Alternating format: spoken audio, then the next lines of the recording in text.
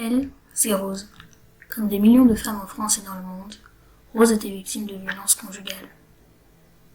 Devinez quoi? Elle n'a pas pu supporter les traumatismes et a décidé de mettre fin à ses jours.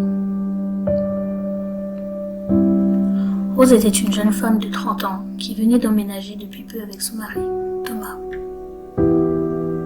Il n'avait pas d'enfants, mais selon son entourage, elle les adorait. Selon lui aussi, c'était une femme au grand cœur qui semblait toujours heureuse.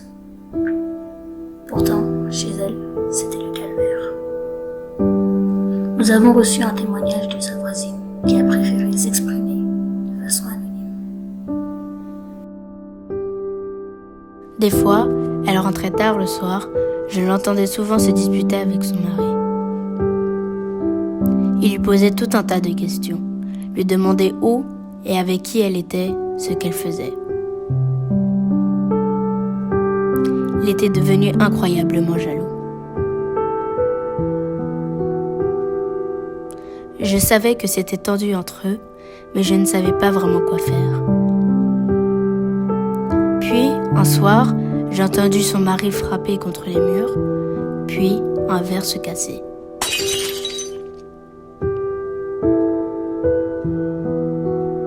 Après ce soir-là, les choses sont allées de mal en pire pour elle. Son mari a commencé à la frapper. Je le sais car j'entendais les coups et elle, je l'entendais crier puis pleurer. Lui ne cessait de lui dire « Tais-toi, tu vas alerter le voisinage. Si tu cries plus fort ou si tu vas te plaindre à qui que ce soit, je te tue. » Je ne savais vraiment pas comment agir face à cette situation. Il la battait quasiment tous les soirs pendant au moins une semaine, puis la semaine d'après, cela semblait s'être arrêté. Puis il recommençait à nouveau pendant un moment, c'était un cycle infernal.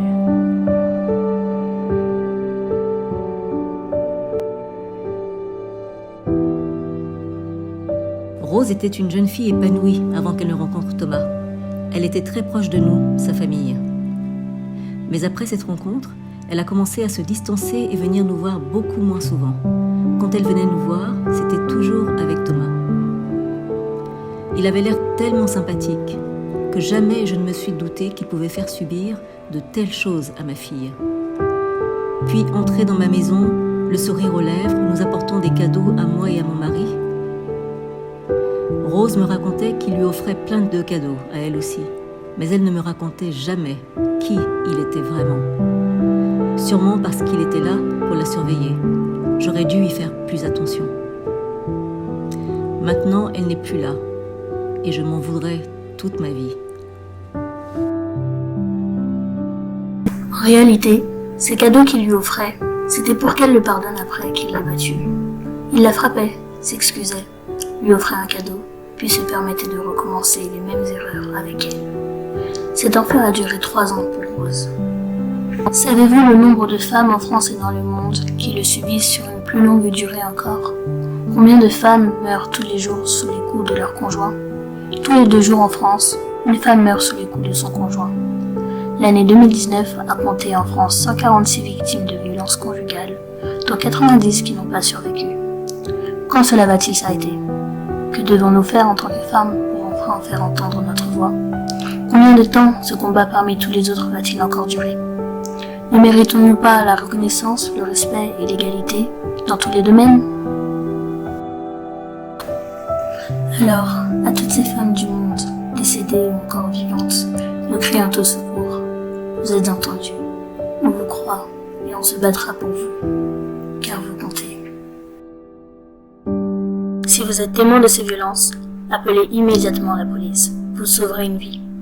Et vous, qui êtes victime, je vous en supplie. Si votre conjoint ou votre conjointe abuse de vous, partez.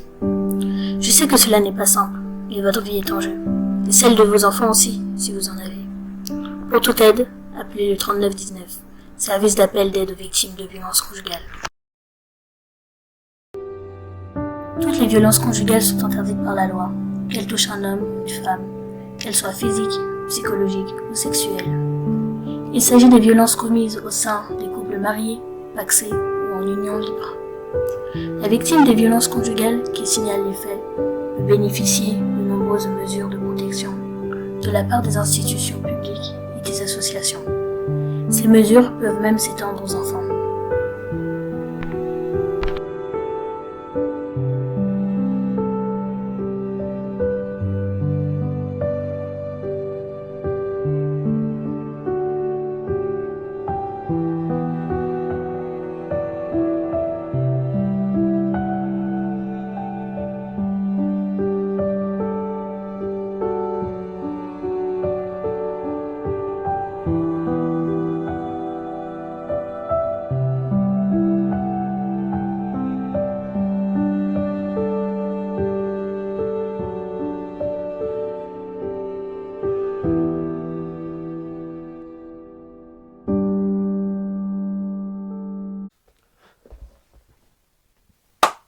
Aujourd'hui, on va aller au centre de vie passerelle d'Herblay, interviewer 2 champions de France de boccia et leur coach sportif pour nous donner plus d'infos sur ce sport méconnu du grand public. Allez, suivez-moi.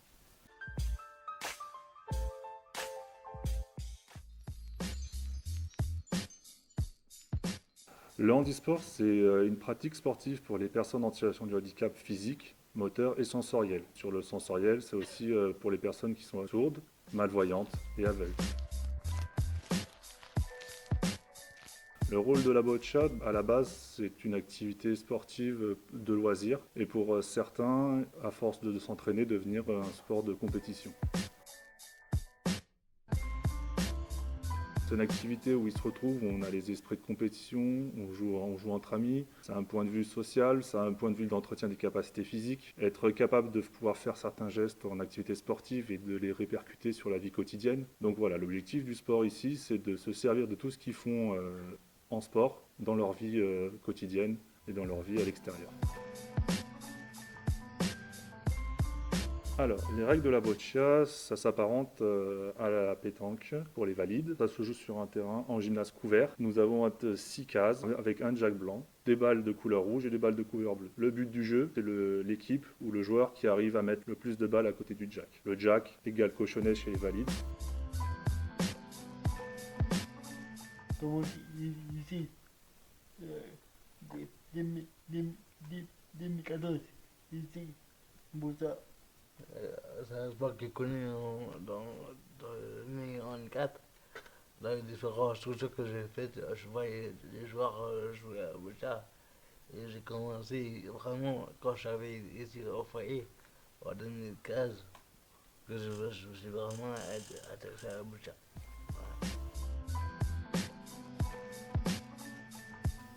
Moi, d'autres,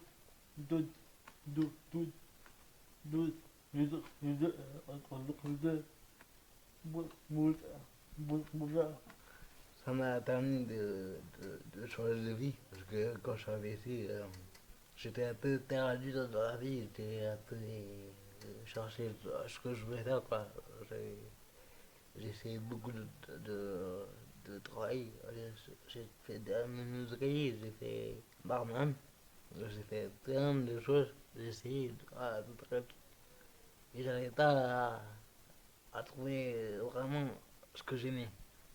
Et quand j'ai essayé un jour de sport, j'ai kiffé et ça me permet de gagner encore plus. Parce que j'ai vraiment des gros problèmes de confiance en moi.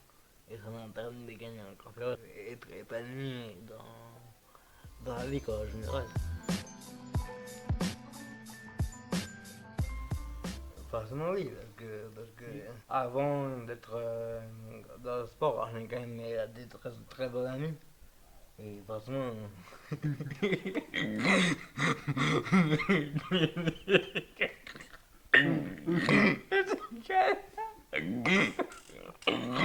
Oui, ça crie, ouais. Ouais, on est grave, mais pas négatif, c'est plutôt positif. Ça me permet de l'encourager, on aime bien se charrier.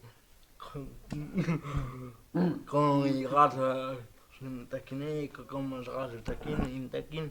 Voilà, ça me motive, quoi. C'est vraiment... C'est un moteur pour moi. Avant tout, on est amis. après tout ça, on est amis et ça. On veut réussir à deux. On veut aller le plus loin possible à deux. Donc voilà, c'est une rivalité plutôt positive. Bah, oui, oui, tous, hein, tous. Bah, oui. Bah, là, ça, c'est gars, on dit, ah, puis là, j'ai la tête, dedans la tête. C'est pas, c'est que là, c'est que, moi, ça, j'ai joué. Ouais, pas. Regarde, non, j'ai joué, voilà, c'est dur, regarde, c'est pas dur, voilà, après, voilà. Franchement, la première année, non. La première année, je suis allé en mode pour découvrir la boccia à haut niveau. Ça, je suis vraiment allé en mode tranquille. Mais après, quand j'ai gagné et que j'ai commencé à avoir l'intérêt de plusieurs personnes, comme Néride, Hervé et différentes personnes qui se sont intéressées à moi, oui, c'est un intéressant. Parce que, hein, bah, forcément, moi aujourd'hui, je suis j'ai des contrats avec différents sponsors. Parce que franchement, j'ai un peu plus de pression que David. Parce que j'ai des contrats, j'ai des relations euh, avec des entreprises qui me donnent de l'argent. Il attend de moi un certain résultat. Et franchement, ça met un peu de pression.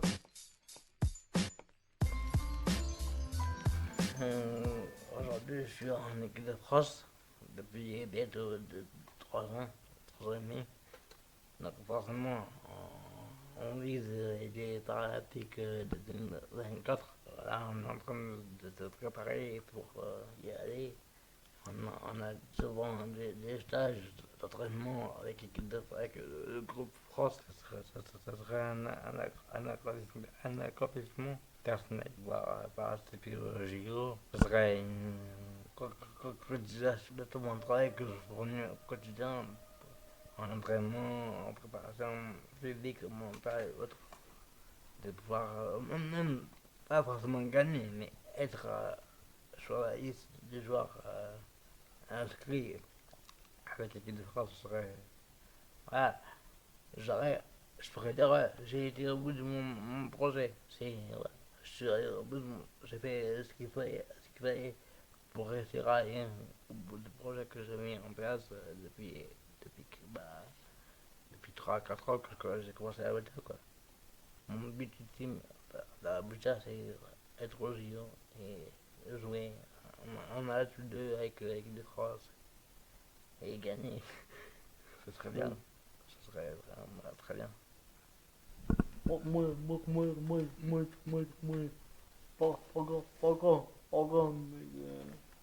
pas tout, mais pas tout, mais pas tout. Regarde, comment il est, boulot. Comme tout à l'heure, quand je disais, j'étais littéralement perdu, tout ça. Mais quand j'ai gagné les France à 2 reprises et que j'ai été appelé en équipe de France, ça m'a rendu fier. Que malgré mon handicap, malgré tout ce que j'ai connu comme galère dans ma vie, ben, ouais, que je peux faire quelque chose de grand et partir d'une grande cause. Donc ça me remplit de fierté, ça me motive d'être en équipe de France, de jouer avec l'équipe de France. J'ai la chance d'aller en Croatie l'année de 2018, si je me rappelle bien. J'étais en Croatie pour un championnat d'Europe et que j'ai gagné. la première année que je pars en voyage avec des proches, que je gagne un tournoi européen, c'est extraordinaire. J'étais tellement fier de moi, de ce que j'avais fait, de ce que j'avais accompli. Et mon rêve, voilà, c'est de réitérer ce succès, quoi. C'est de recommencer de retourner sur un gros tournoi européen et gagner encore. Donc ouais, ça, c'est la fierté, c'est... Mon père, aujourd'hui, il retient que ça. Il retient que ça. Mon fils a gagné un tournoi européen. Ouais. Tout ce qu'il retient, c'est ça. C'est que j'ai gagné un tournoi européen. Et tout. Et ça m'a rempli fierté, quoi.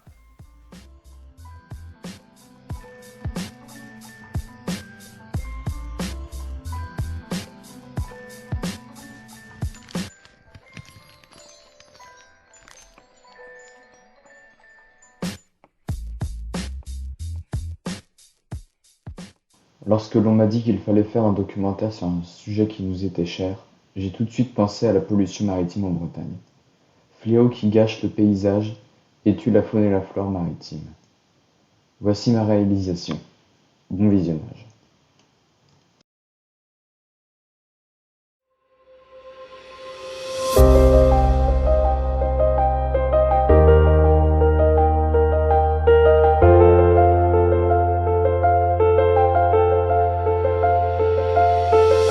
La Bretagne, terre millénaire qui sut faire face à Dame Nature durant tant d'années, commence à s'incliner devant la folie des hommes. Passage paradisiaque transformé en décharge, faune diversifiée et prospère réduite à néant par un phénomène, la pollution. Dans ce documentaire, nous verrons comment le rêve peut bien vite virer au cauchemar.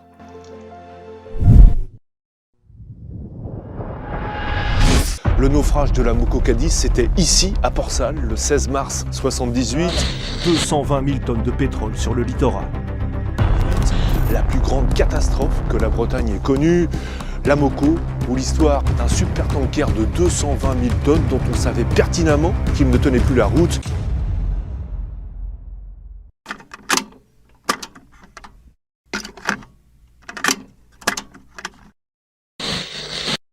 Le soir du 16 mars 1878, la Moco Cadiz, destinée à transporter du pétrole des États-Unis vers l'Europe, s'échoue sur les côtes bretonnes, causant de lourds dégâts, surtout au niveau de la faune environnante. En effet, les centaines de milliers de tonnes déversées sur 250 000 hectares du littoral de Port-Salle, en Bretagne, provoquent la mort de plusieurs millions de poissons et de plusieurs dizaines de milliers d'oiseaux marins. Malheureusement, cette catastrophe est bien mal accompagnée. Combien l'action de l'homme peut nuire à l'environnement?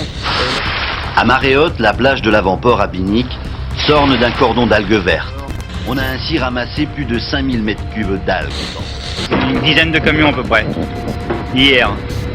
Et ce matin, je suis à mon 3e camion là.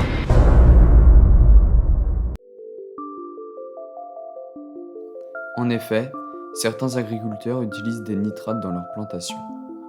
Après cela, ces nitrates imbibent le sol et avec le cycle de l'eau, ils retombent dans la mer, ce qui provoque la prolifération des algues vertes. En plus de dégager une odeur répugnante et gêner les baigneurs, cette multiplication incontrôlée d'algues entraîne l'asphyxie de la faune et de la flore environnante.